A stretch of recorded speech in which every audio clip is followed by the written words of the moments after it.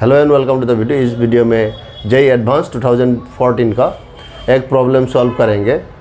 Matrix से problem लिया गया है। सो बोला है कि let M be 2x2 symmetric matrix. So M 2x2 symmetric matrix है विथ इंटीजर एंट्रीज। एंट्रीज जो इंटीजर होना है, तो सिमेट्रिक मैट्रिक्स मतलब x y y z, इस प्रकार का मैट्रिक्स है M। और यहाँ पे x y z इंटीजर्स है, z में है। सो ये हमारा एक m हो सकता है, m का एक कैंडिडेट हो सकता है। यहाँ पे हर x के लिए कोई भी नंबर हो सकता है, y के लिए भी कोई भी इंटीजर हो सकता है। यहाँ पे जो होगा यहाँ पे भी सेम होना है, क्योंकि ये बोला है कि symmetric. Then m is invertible. m invertible होगा। नंबर 1 कंडीशन में बोला है, ऑप्शन ए में बोला है, first column of m is a transpose of second row. First column of m, इसका फर्स्ट कॉलम मतलब एक्स वाई जो transpose of second row. Second row का ट्रांसपोज मतलब इसका ट्रांसपोज मतलब ऐसा होना है। That means x equal to y होना होगा and z equal to y होगा। दैट मीन्स क्या हो गया, x equal to y, y equal to z equal to y होना होगा, क्योंकि इसका जो कॉलम इस रो के साथ ट्रांसपोज करने से सेम होगा। तो इसका कहने का मतलब क्या है, x equal to y, y equal to z। That means x equal to y equal to z सारे इक्वल हो जाएंगे। एक का कंडीशन हम लोग लगाने से एक सिमेट्रिक मैट्रिक्स में तो सारे इक्वल होंगे। जैसे कि m हो सकता है 2 2 2 2 या 3 3 3 3 4 4 4 4, इस प्रकार का। बट ये जो मैट्रिक्स है इसका डिटर्मिनेंट क्या है, डिटर्मिनेंट m इक्वल टू 0। सो ये जो केस है ये केस नहीं हो सकता, क्योंकि m को इन्वर्सेबल होना है। सो इस प्रकार का मैट्रिक इन्वर्सेबल नहीं होगा, तो ए ऑप्शन नहीं हो सकता है। फिर बी में क्या बोला है, the second row of m, इसका सेकेंड रो जो y z है, y z second row, B के लिए लिख रहे हैं y z second row is the transpose of the first column. इसका ट्रांसपोज करने से इस प्रकार होगा। दैट मीन्स y के जगह में x होना है, z के जगह में y होना है। तो y equal to x, z equal to y, that means x equal to y equal to z। इस केस में भी सेकेंड भी इसी प्रकार का मैट्रिक्स के बारे में बोल रहा है, जहाँ पे भी determinant of m equal to 0 होगा। तो बी रूल को अप्लाई करके जिस प्रकार के मैट्रिक्स मिलेंगे वो इस प्रकार का मैट्रिक्स मिलेंगे, जो होंगे सिमेट्रिक। बट इस प्रकार के मैट्रिक्स कोई भी इन्वर्सेबल नहीं हो सकते। सो बी इज़ ऑल्सो फॉल्स, ये भी रॉन्ग है। अब देखते हैं सी में क्या है।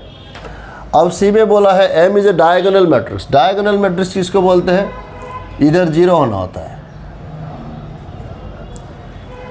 With non zero entries in the main diagonal. यहाँ पे नॉन जीरो होना है, x is not equal to 0, y is not equal to 0। सब यहाँ पे जो ये मैट्रिक्स सिमेट्रिक है कि नहीं है, symmetric, this is a symmetric matrix. इसका डिटर्मिनेंट क्या है, determinant of m equal to x Y. जब X Y not equal to 0 तो डिटर्मिनेंट m एक्स वाई हो गया, this is not equal to 0। तो ये जो m है सी में वो इन्वर्सेबल होगा, ये सही होगा। ये m एक सिमेट्रिक मैट्रिक्स है, डायगोनल है।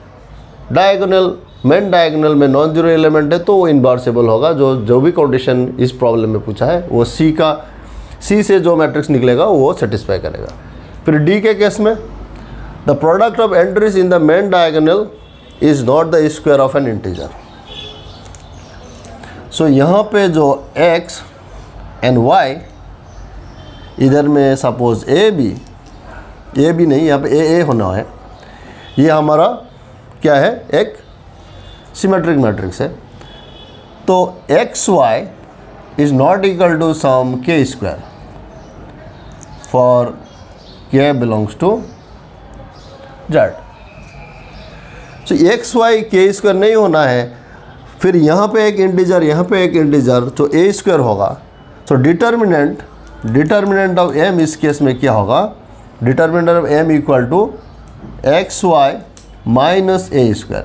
X y minus a square, लेकिन ये एक्स वाई कोई के स्क्वायर नहीं है, so this is not equal to 0, क्योंकि हमारा एक्स वाई कोई भी परफेक्ट स्क्वायर नहीं है। जो परफेक्ट स्क्वायर नहीं है तो इसका प्रोडक्ट माइनस ए स्क्वायर कोई भी for any a non zero होगा, तो ये इन्वर्सिबल मैट्रिक्स होगा, तो हमारा आंसर डी बी होगा। तो ये प्रॉब्लम का आंसर डी बी है, लेकिन इसका कॉन्वर्स, तो कॉन्वर्स सही नहीं है, तो इसका कॉन्वर्स जो है, इसका कॉन्वर्स ट्रू नहीं है। इसका मतलब क्या है कि मेन डायगोनल में अगर 5 5, ये सपोज 0 0 है, या इसको यहाँ पे 2 2 भी हो सकते हैं, 2 2 2 2, ये हमारा मैट्रिक्स सिमेट्रिक है and this is invertible. Determinant is 25 - 4 21। So invertible matrix है, इसका प्रोडक्ट परफेक्ट स्क्वायर है, परफेक्ट स्क्वायर है बट इज इनवर्सिबल है और सिमेट्रिक मैट्रिक्स है।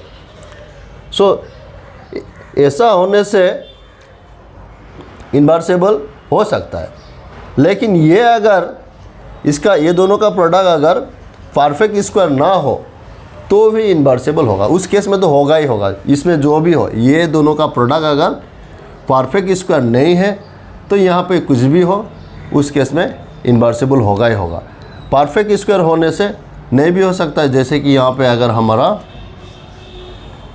इधर 6 6 सपोज, यहाँ पे 9 and 4, तो इस केस में ये इनवर्सिबल नहीं है, ये एक हमारा सिमेट्रिक मैट्रिक्स है एंड इसका प्रोडक्ट जो परफेक्ट स्क्वायर है, इसका प्रोडक्ट परफेक्ट स्क्वायर है, तो परफेक्ट स्क्वायर होने से इनवर्सिबल नहीं भी हो सकता है, लेकिन परफेक्ट स्क्वायर होने से जो इनवर्सिबल नहीं हो सकता ऐसा नहीं है। परफेक्ट स्क्वायर होकर भी इनवर्सिबल हो सकता है, लेकिन परफेक्ट स्क्वायर होने से यहाँ पे ऐसे नंबर चूज़ कर सकते हैं ताकि ये मैट्रिक्स सिमेट्रिक भी हो और नॉट इनवर्सिबल भी हो। तो हमारा आंसर क्या होगा, इस प्रॉब्लम का आंसर सी एंड डी है, एंड इसका जो कॉन्वर्स है वो ट्रू नहीं है। और इसी के साथ ये वीडियो यहाँ पे ख़त्म करते हैं। Please like share and subscribe the channel. Thank you very much.